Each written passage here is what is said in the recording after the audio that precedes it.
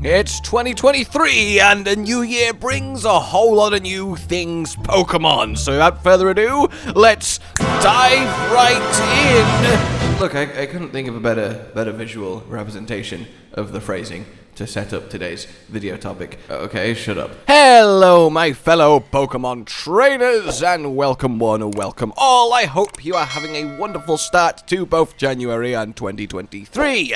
It very much is a exciting year because obviously we know we're going to get Scarlet and Violet DLC. We've gone over that a lot of people have. Everything we know, hinted at in game, and well, told to us outside of game, let's say, yeah, that's exciting, but there is a lot more going on too.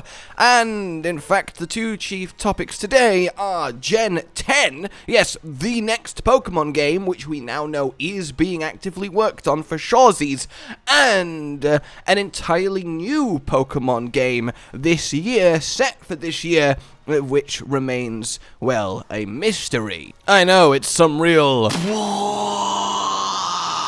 stuff. Beginning then with Generation 10, our next mainline Pokemon games, and supposedly this will take us to the next actual mainline Nintendo console, so whatever comes after the Switch, which is weird to think about, but yeah, I guess we are fast approaching the next generation of consoles, so that's kind of exciting. And we know this because of our ever reliable, let's say, source.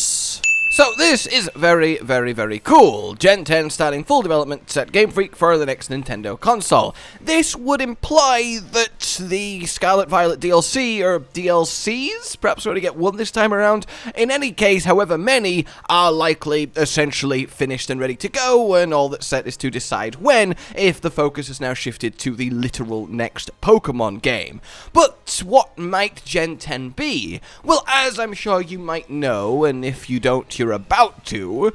Congratulations for your incoming knowledge. Okay, that sounded much better to say in my head than it did out loud, I'll be real with you. We have had hints in essentially every Pokemon generation for the next Pokemon generation. I won't bore you with going all the way back to 1st gen, but, por ejemplo, in the 6th gen, we had the Alola statue, which obviously was depicting a guardian deity from some faraway region, and of course that turned out to be Alola, or of course Hawaii. Then, in Alola itself, there was a poster that showed us a Gigantamax Toxicity, and once that got added, that kind of, oh, that's what that was.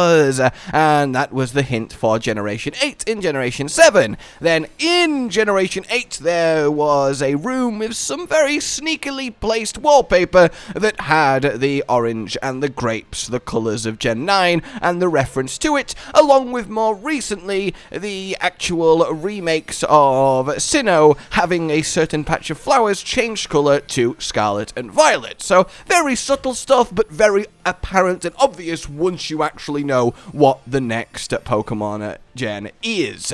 So, what are the options within Pokemon Scarlet and Violet? There's two main contenders. In your lovely home, there is a picture called Street Midday, and it depicts a beautiful town in a different region. Now, there's not much to look at here. It's buildings covered in greenery, red flowers. It's kind of Mediterranean-y, maybe. It's white stone. It looks very picturesque, sunny. It's kind of hard to really go on anything here. But we also have another little tidbit that is our second option. A picture located in the art room in the academy respective to your game. There will be a picture of what looks like a big rock in the middle of a big desert over a lovely, pretty sunny, sunsetty type sky. This is, of course, Ayers Rock in Australia. It's very distinctive, very easy to tell, and basically a kind of slam dunk. Oh, are we going to get an Australia region? It's a region long requested, given, you know, its connotations with wildlife.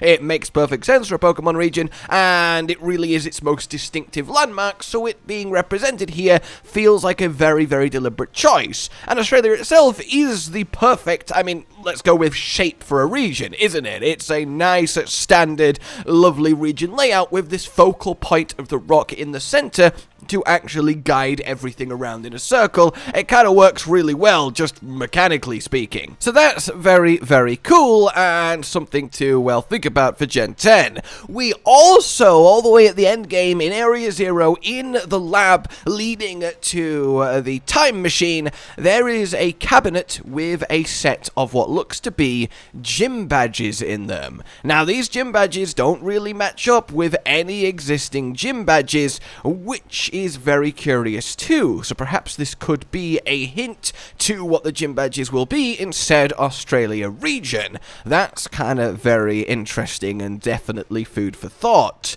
The plaques above it are a bit more of a mystery whether they're connected or not, but there cannot be a random set of, let's be honest, they're definitely gym badges just sat here that match nothing for the fun of it. That would be quite the big random bit of decor to choose if they weren't supposed to actually mean something or be a kind of hint. So that's the Gen 10 talked about. This year, though, there is of course more to look forward to. Apparently, there is going to be a new entire Pokemon spin-off game on its way. That will be dealt with after the DLC, which supposedly is getting announced next month, so that's very interesting. How will another spin-off take place? It's not going to be another Let's Go game, it's not going to be a remake, it is a new spin-off, a completely new spin-off. Maybe it's another Legends game in another region, but again, that wouldn't make it a new spin-off, that would make it another of the Legends spin-off. So unless we're taking it too literally in that new just means new game in general, but I like to imagine it does mean new as in a new entire category of Pokemon spin-off. Whether it will feel mainliney in the standard setup we imagine, or something a bit more out there like the Pokemon Ranger games, or anything along those lines is definitely up for debate, but it's certainly very interesting to have that kind of info, and it kind of makes sense because I feel like it would be weird at this point to go an entire year without some sort of Pokemon game to scratch the itch, especially to tide people over past the DLC as we wait for the full-on next gen. Obviously, Pokemon Home is on its way too, and that will give a little bit of an injection of stuff to do in Scarlet and Violet as well, with that massive influx of new Pokemon. Alrighty then, ladies and gentlemen, so that's some exciting talking news, speculation and fun to be had. It looks like 2023 is definitely going to be a good year for Pokemon fans, even though we got literally just a whole new gen last year. For now then, what are you looking forward to? What are you hoping all of this turns out to be? Like if you enjoyed this, subscribe and hit the bell for more. Consider supporting the future of the channel on Patreon down below. And until we meet again, goodbye. Josh, Cotton, and Hollow with the videos, dropping the humor like a hammer on your tippy toes, bringing entertainment on a daily arrangement to take our insanity and turn it into entertainment. Yes, I said entertainment twice, to reiterate that it is nice to look into your faces on a mostly daily basis when you let us in your homes to make the whole world a stage. Goodbye.